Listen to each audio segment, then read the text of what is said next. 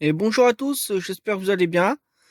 Aujourd'hui, je suis heureux de vous retrouver pour une nouvelle vidéo. Nous allons faire un adaptateur CPL.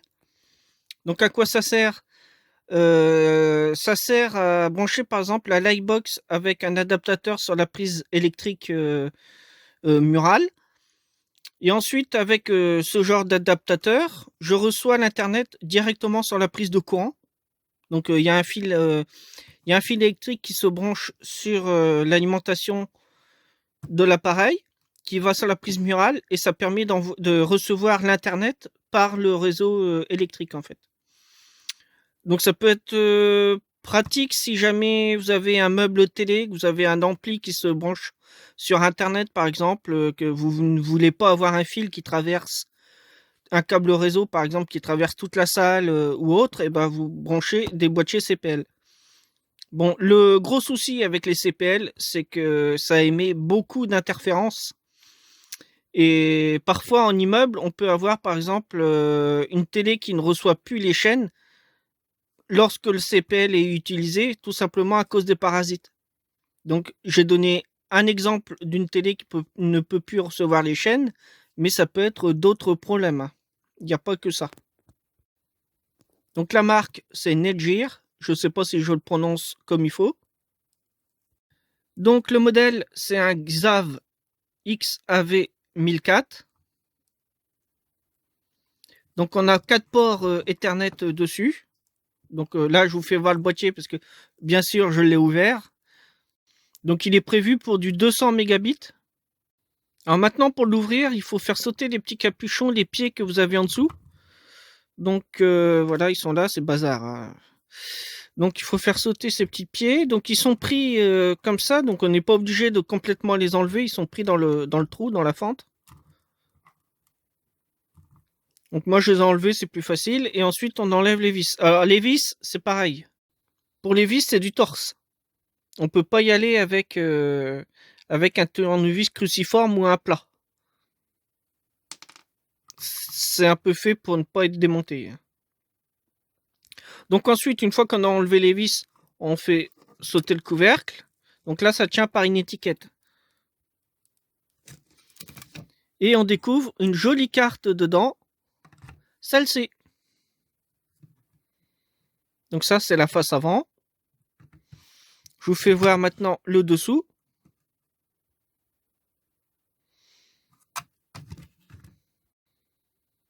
Donc ce boîtier CPL, il se raccorde ici sur la prise murale. Donc on voit qu'il y a une partie alimentation à découpage qui est géré par le circuit TNY278PN. Et on a, vous voyez ici, un tout petit transformateur avec des selfs et résistances. Voilà, je pousse les fils pour que vous puissiez bien voir. Tout un système avec, on a une diode, et on a des condensateurs, des résistances. On arrive sur un petit driver ici. Et ensuite, ce petit driver va au microcontrôleur. Alors, si je prends la carte dans le bon sens, c'est mieux. Donc, le microcontrôleur, c'est un INT 6400A1G. Le fabricant, c'est Intelon. Donc, ce qu'il faut savoir, c'est que Atheros a racheté la marque Intelo. Donc, en fait, on peut avoir le même circuit INT 6400A avec, au lieu de Intelon dessus, de marquer Atheros. C'est parce qu'ils ont racheté le fabricant, en fait. Donc, ce processeur Intelon INT 6400, il fonctionne avec un quartz de 37,5 MHz qu'on retrouve ici. Donc, j'ai sorti un petit diagramme pour vous faire voir comment que ça fonctionne. Donc là, ici, on a le petit transformateur que je vous ai fait voir qui est ici, là. Je zoome. Ensuite, vous avez le petit driver, c'est un INT 1400. Donc, le petit driver qui est ici. Ensuite, vous avez le microcontrôleur, donc INT 6400A, c'est celui-ci. Donc c'est le microcontrôleur qui envoie les données et qui les reçoit bien sûr par ce petit driver qui ensuite va sur le transformateur pour aller sur le 220 volts.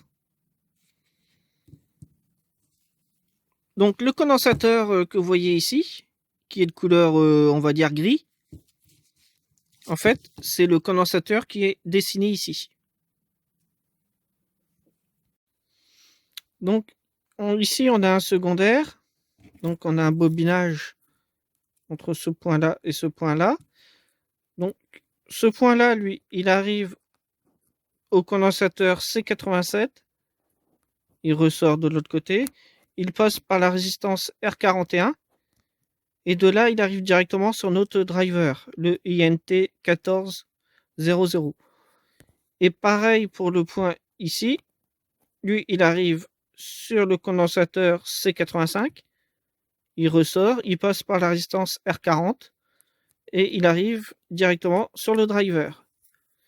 Ici, on a un autre secondaire entre ce point-là et ce point-là. Donc, ça se passe de l'autre côté. On arrive sur les deux selfs ici. Donc, il y a L14 et L10. Ensuite, on passe par condensateur de découplage. On ressort, on passe par le condensateur C96. On arrive ici. Et on arrive sur les deux points que vous voyez là, à côté de C88 et C94. Ces deux points ressortent ici et arrivent directement sur le driver. Donc ça, ce sont deux diodes dans des boîtiers SOT23. Donc voici comment c'est conçu. Le petit transformateur. Le bobinage avec les composants qu'on a vus sur le dessus qui sert de filtrage. Tous ces composants-là. Et ensuite, on arrive sur le driver, le INT1400. Ensuite, on a un autre bobinage qui passe par C85, C87 et les deux résistances, puis le driver. Donc ça, c'est le secondaire du petit transformateur. Et sinon, pour le primaire, on a le bobinage, on a le neutre directement. Ici, on a un condensateur, je ne l'ai pas mesuré, mais il me semble que c'est 220 nanofarads. Ici, on a une résistance en parallèle de 220 kΩ, 1 demi-watt. Et on est relié directement sur le 220. Bien sûr, entre les deux, ici, il y a un fusible, puisqu'on protège, l'alimentation. Le petit fusible que vous voyez ici, de 1,6 ampères.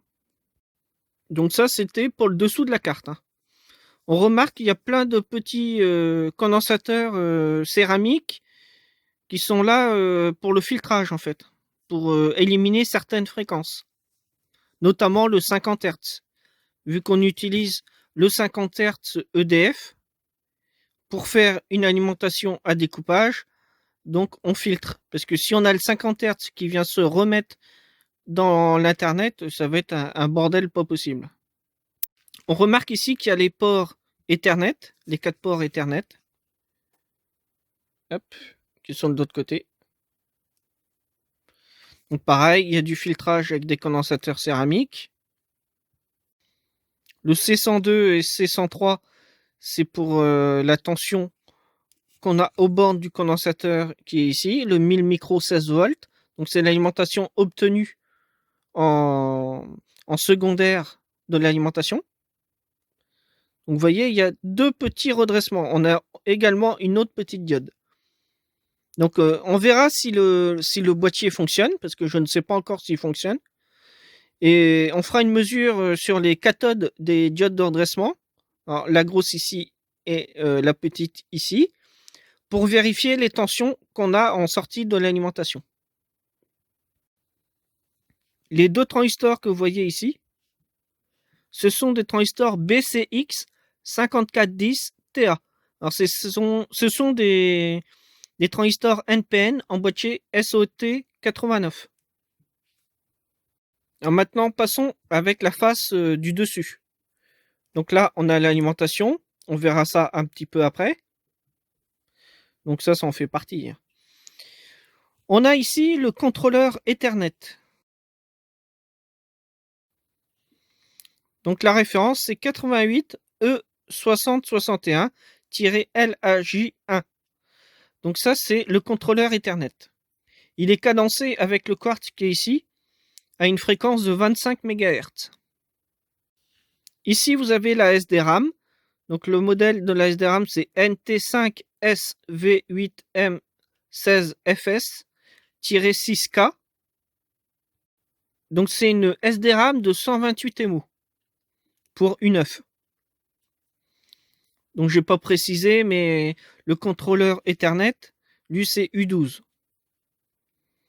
Donc le quartz là, il va avec le contrôleur Ethernet, et le quartz qui est ici va avec le processeur qui est en dessous. Et ici, vous avez un circuit TTL, le U14, donc c'est 74 LVC04AD. Donc ça, c'est 6 inverseurs dedans. Alors, un inverseur, c'est simple. Lorsque je mets une entrée à 5 volts, ma sortie va être à 0 volts. Donc, je n'aurai rien en sortie. Lorsque je vais rien envoyer sur l'entrée, donc 0 volts, eh bien, j'aurai 5 volts en sortie. Voilà à quoi sert un inverseur. Ici, pour U10, alors j'arrive pas à lire ce qui est écrit dessus, mais c'est les PROM en fait. Ici, vous voyez, il y a un autre petit circuit avec une self et 2 diodes de redressement. C'est tout simplement une mini alimentation à découpage, un convertisseur DC-DC en fait. Il sert à faire le plus 5 volts pour la petite EPROM qui est ici. U10. Alors maintenant, je vous ai imprimé un schéma type qui est donné pour le TNY278PN. Donc c'est pas le même schéma qu'on a ici, mais c'est un ressemblant. C'est à peu près pareil. Au lieu d'un optocoupleur, on en a 2 ici. Donc ce sont des PC817, des classiques. Alors ici, on a la prise d'alimentation.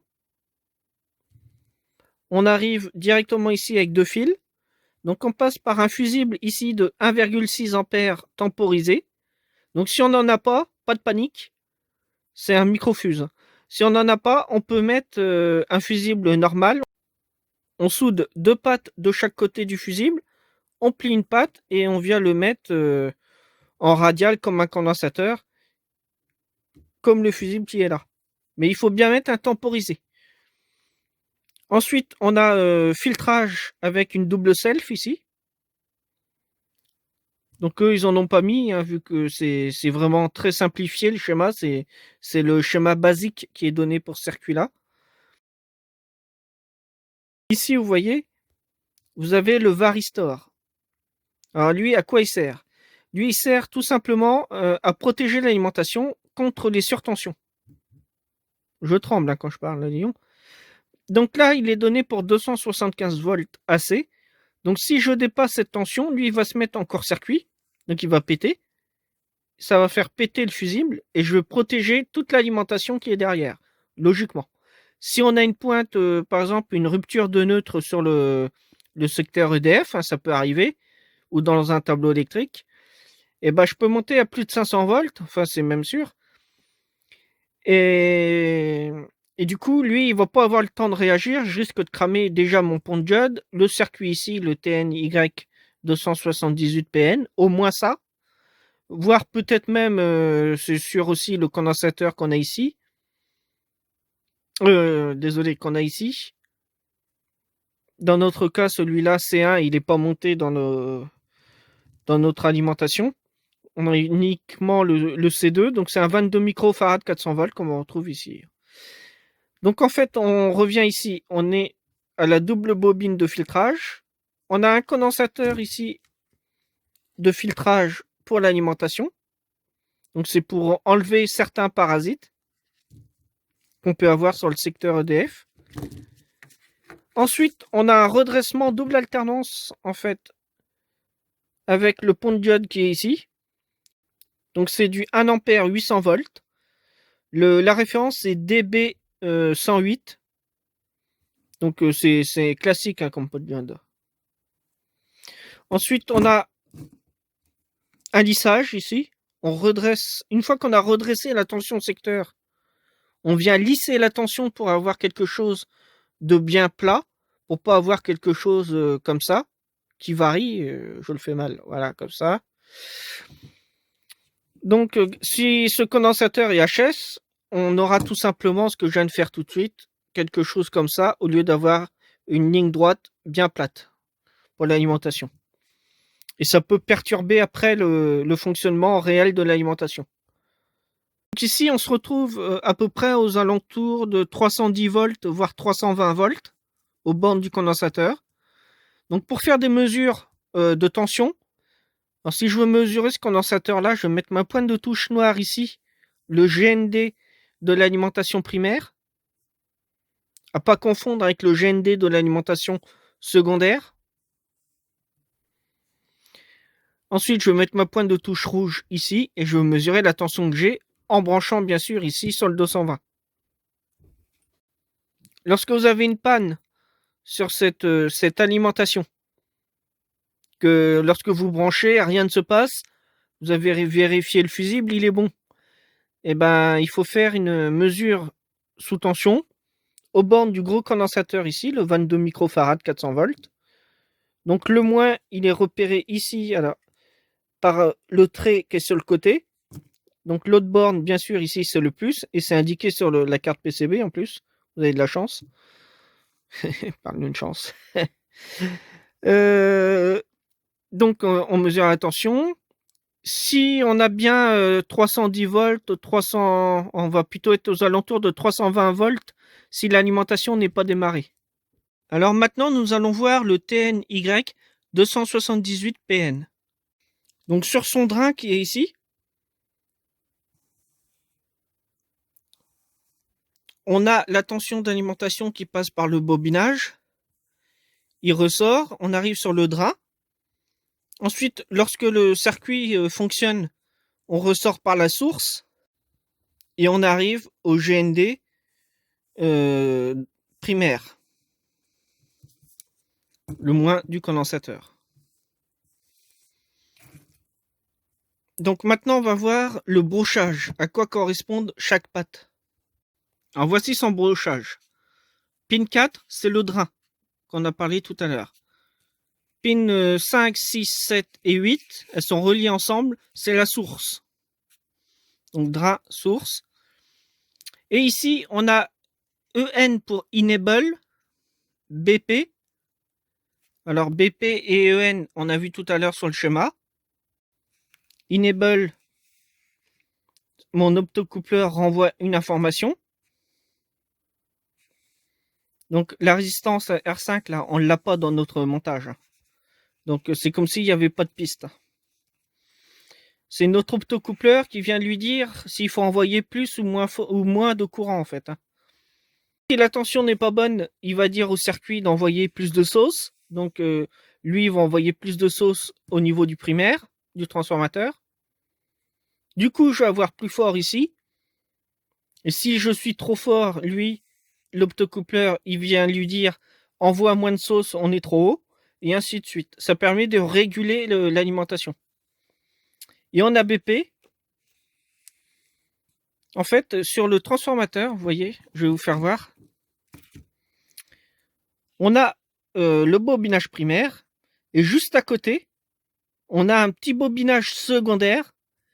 Et bah, bizarrement, il se situe au niveau du primaire du transformateur. Sur le même côté, sauf qu'il est isolé. Ils ne sont pas reliés ensemble. Donc c'est ce bobinage-là. Souvent sur les schémas, on retrouve le bobinage qui est ici. Ensuite, cette tension, elle arrive directement sur la patte de BP. Donc c'est une alimentation en fait. En fait, il s'alimente grâce à ce bobinage-là. Donc BP, c'est la patte 2. Alors, on voit qu'il n'y a pas de patte 3. C'est normal. Hein. en disant on voit qu'il n'y a pas de patte 3, j'ai le téléphone qui bouge avec. Enfin, bah, c'est pas grave. Donc voici son petit brochage. Patte numéro 1, on la reconnaît avec ça. Alors je reprends la carte. Vous voyez, pour repérer la patte numéro 1, on a un petit rond, un gros rond même, juste au niveau de la patte numéro 1. Donc 1, 2, 4, 5, 6, 7 et 8. Donc dans ce TNY278PN, en fait, c'est le contrôleur de l'alimentation, plus on a le MOSFET qui est intégré au circuit. C'est pour ça qu'on a un drain et une source. Bien souvent, sur les alimentations à découpage, on a un circuit qui contrôle l'alimentation, comme on a ici. Ensuite, on a une sortie, on a des fois un transistor driver, et on a le MOSFET, qui lui est relié sur le transformateur. Donc ça, quand on a ce style de montage, c'est parce qu'on a une alimentation de puissance. On va tirer beaucoup. Que là, par exemple, on va avoir que 1 ampère maximum qu'on va pouvoir utiliser avec le MOSFET qui est intégré. Sur le drain, on peut avoir une tension entre 0,3 volts et 700 volts pour 1 ampère maximum qui va circuler entre le drain et la source. 1 ampère. Là, on va mesurer la tension qu'on a sur la cathode de la grosse diode d'alimentation, donc aux bornes du gros condensateur. Donc j'ai mis mon film noir au GND, donc j'ai pas pris le GND ici. Donc faites attention, sur ce boîtier, le GND que vous avez ici, ce n'est pas le même que vous avez sur l'alimentation de la carte. Ce sont 2 GND différents. Et ce GND qui est différent là, il est produit avec ce petit transformateur et le pont de diode qui est soudé en dessous. Le pont de diode, c'est 4 diodes en fait que vous avez. Donc j'ai relié le GND que j'ai soudé un fil sur le moins du gros condensateur. Donc là, je mets mon multimètre en mode tension. Donc je vérifie que je suis bien en DC. Je mets sous tension. On a 3,33 volts. Donc il fonctionne. On a les LED qui s'allument. La mise en route. Voilà. Ça y est, c'est fait. On est sur le secteur.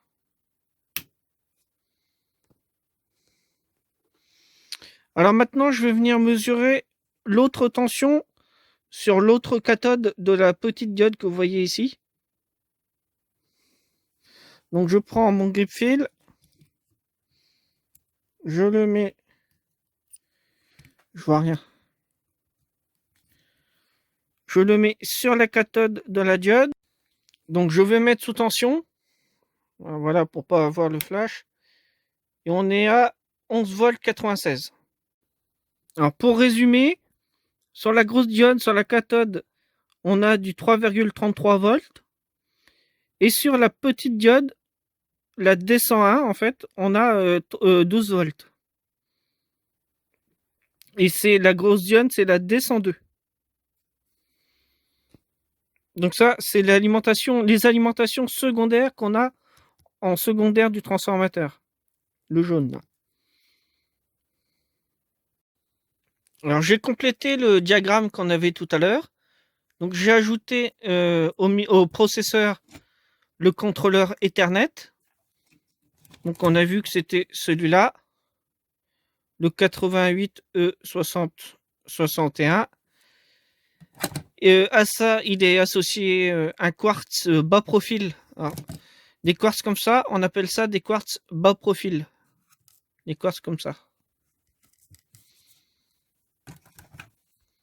De 25 MHz, donc, et 4 ports Ethernet en sortie. Donc pour relier 4 ordinateurs. Ordinateur ou un ampli home cinéma qui est en Ethernet. Hein. Ou un décodeur ou ce qu'on veut. Donc j'ai noté 37,5 MHz pour le processeur. J'ai ajouté qu'on avait de la SDRAM. Alors ça c'est pareil, on pourrait mettre ce que c'est. Donc pour le contrôleur Ethernet, on a vu que c'était U12. Donc je vais mettre U12. U12. Le processeur, on va voir après. Donc la RAM, j'arrive pas à trouver, c'est U combien. Ensuite, on a l'EPROM qui est là, donc c'est U10. Pour pouvoir les repérer après sur la carte. Donc je retourne, on a le processeur qui est ici. Donc lui c'est U5. Donc le processeur U5. Le driver ici, c'est U7.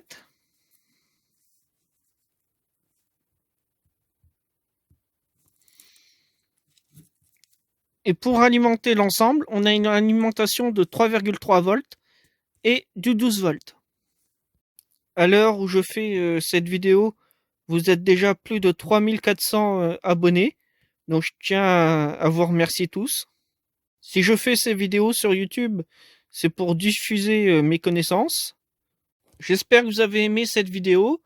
Si vous avez aimé, n'hésitez pas à mettre un petit pouce vers le haut.